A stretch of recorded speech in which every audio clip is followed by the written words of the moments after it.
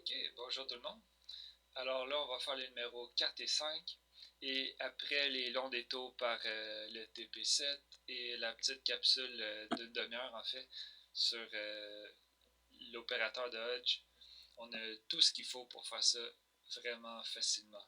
Donc allons-y sans plus tarder. Ici, j'ai déjà mis des résultats qu'on avait. Donc pour un vecteur A qui est A1, A2, A3, même chose pour B.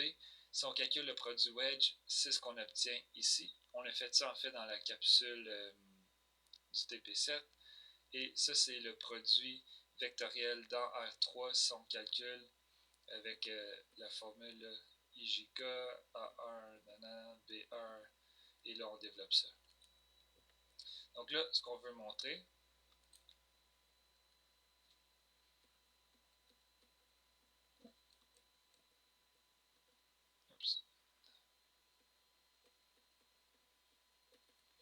on veut montrer que A croix B est égal à l'opérateur de Hodge appliqué sur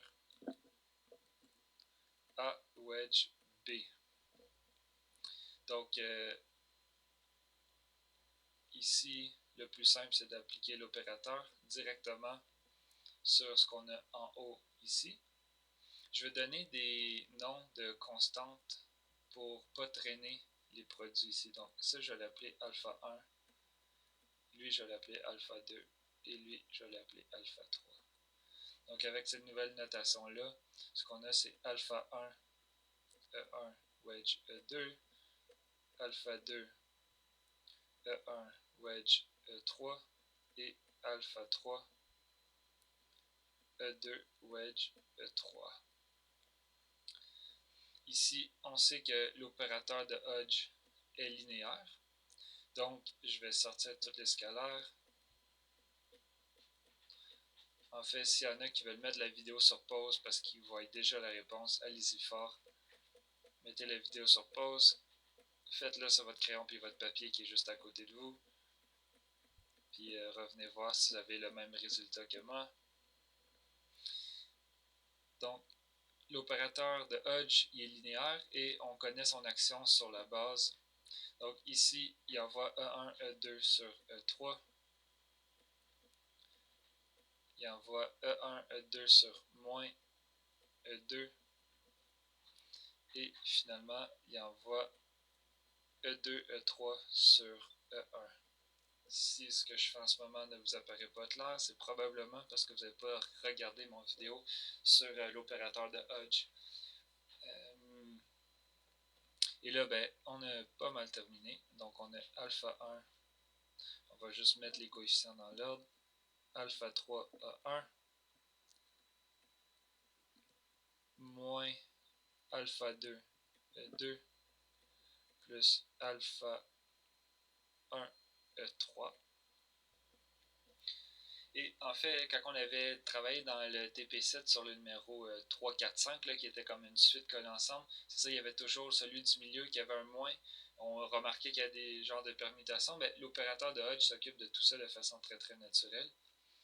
Et là, en fait, je pense qu'on a terminé. Il faut juste s'assurer que nos trucs fonctionnent. Donc, A1, B2 moins A2, B1, ça c'est celui-là ici, ça c'est alpha 1. Donc, alpha 1, il est bien en avant du E3. Ici, alpha 2, c'est A1, B3 moins A3, B1. Ici, on a moins A3, B1 plus, il manque un petit 1 là. Donc, ça, en fait, c'est moins alpha 2. Et finalement, ça, c'est A3, alpha 3. Donc, on peut conclure, ça, c'est exactement égal là, avec notre notation pour les coefficients. C'est égal à ça. Et c'est tout ce qu'il y avait à faire pour ce numéro-là. En fait, si on n'avait pas déjà fait les calculs, il aurait fallu que vous calculiez ça. Il aurait fallu calculer ça.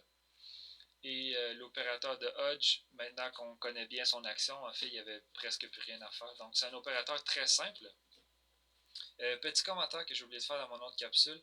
Dans le fond, moi, j'ai défini l'opérateur, je vais juste écrire ça de même, j'ai défini sur la base. Sur une base. Donc, en fait, c'est que l'opérateur, quand il est défini sur une base, le problème, c'est que euh, comment on dit ça? Est-ce que sa définition est indépendante de la base? La réponse, c'est non. Mais pour le prouver, c'est plus compliqué. Ben, en fait, c'est ça, il faut faire la construction là, avec le produit scalaire généralisé, si vous voulez, là, sur les cas vecteurs. Et en fait, c'est ce qui fait que la définition que j'ai donnée, ultimement, elle est moins bonne parce qu'elle est dépendante d'une base. Donc, on préfère toujours en mathématiques le moins possible faire des constructions qui dépendent de la base. Euh, mais dans les cas concrets de calcul qu'on fait, savoir l'action directe sur une base, c'est parfait, ça marche bien. Donc, c'est ça. Et là, on va faire le numéro 5 qui se fait tout aussi bien, à vrai dire. Donc, laissez-moi aller revoir l'énoncé. Je ne sais pas si je le connais par cœur. Donc, produit scalaire de A et B est égal à Hodge de A opérateur wedge avec B opérateur. OK.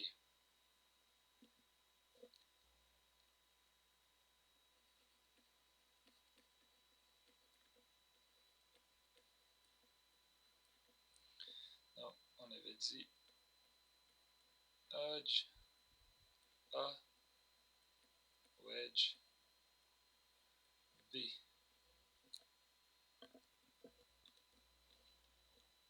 Donc, ça va se faire un peu de la même façon. On va tout simplement calculer, développer les trucs. Donc, la première chose qu'on peut faire, c'est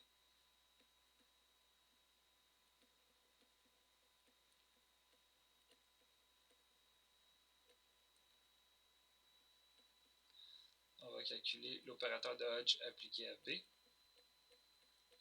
Ça, c'est B1, 1 plus B2, 2 plus B3, 3. Je pense que ça se fait... Non, je vais le faire en bas ici. Donc, par linéarité,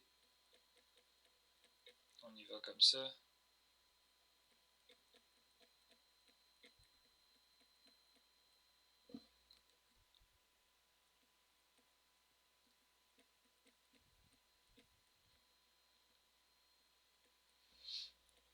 Et là, ici, on a E2, E3 plus...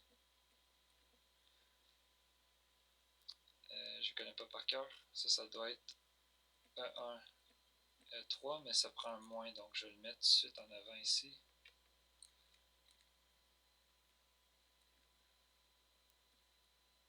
Plus B3, E1, E2.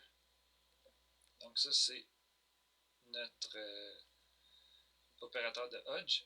Et juste s'assurer qu'on n'est pas fou, l'opérateur de Hodge, ici, ce qu'il fait, c'est qu'il prend un vecteur, en l'occurrence B, et il apporte sur un 3 moins 1 vecteur, donc un 2 vecteurs sur R, celui-là, ici. Donc c'est ça que ça fait. Je vais quand même écrire ça ici. Là, maintenant, on voudrait calculer. On va les faire un par un. A, wedge,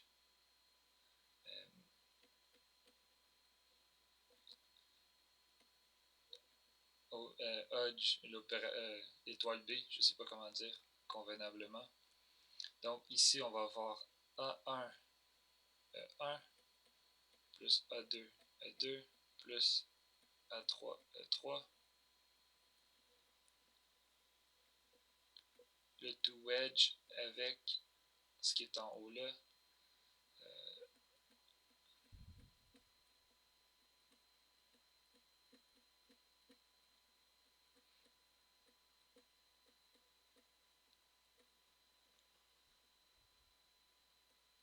Donc j'ai déjà dit, mais je l'aurais dit encore, je vous conseille de regarder les vidéos en accéléré à au moins 1.5, là, vous êtes capable. Je parle pas si vite que ça et ça va vous éviter de vous endormir pendant que je fais mes vidéos. Donc ici, on distribue et je vais faire ça en le moins d'étapes possible. Donc lui ici, il se va wedger avec lui. Je vais avoir A1, B1, A1, wedge, E2, E3. Ici, je sais pas à quelle vitesse aller. Je sais pas à quel point c'est facile ou pas facile. Je fais juste le premier ici, là, une fois lentement, parce que j'ai peur d'aller trop vite. Peut-être que au final, c'est le contraire. Donc ça, c'est ce qui s'est passé. J'ai sorti l'escalaire en avant. Et après ça, il m'a resté ça. Donc c'est juste ça, là. Et je fais ça encore une fois. Lui, il va être wedgé avec lui également. Mais j'ai du E1 dans chacun. Donc E1 ici, E1 ici. Ça ne marchera pas. Et finalement, quand je vais wedger celui-là avec celui-là, je vais me retrouver avec A1, wedge A1, wedge E2. Ça va être 0, donc je ne les calcule pas. Pour le deuxième, j'ai A2. Je vais le wedger. En fait, il y en a juste un qui n'a pas de E2 dedans. C'est celui-là ici. Donc, je peux mettre un moins pour le B. Je vais avoir moins A2, B2 avec E1, wedge. Oups, pardon. E2, wedge, E1, wedge, E3. Et pour le dernier, je vais avoir A3, wedge B3, E3, wedge E1, wedge E2. Finalement, on met tous les termes ensemble. Ici, dans le fond, lui, je vais faire une transposition. Fait que le moins va devenir un plus. Ici, je vais faire deux transpositions pour mettre lui à la fin. Donc, je peux faire deux transpositions sans mettre de moins. C'est un nombre pair. Et là, ben, on a presque terminé. J'applique l'opérateur de Hodge à ce que je viens de calculer.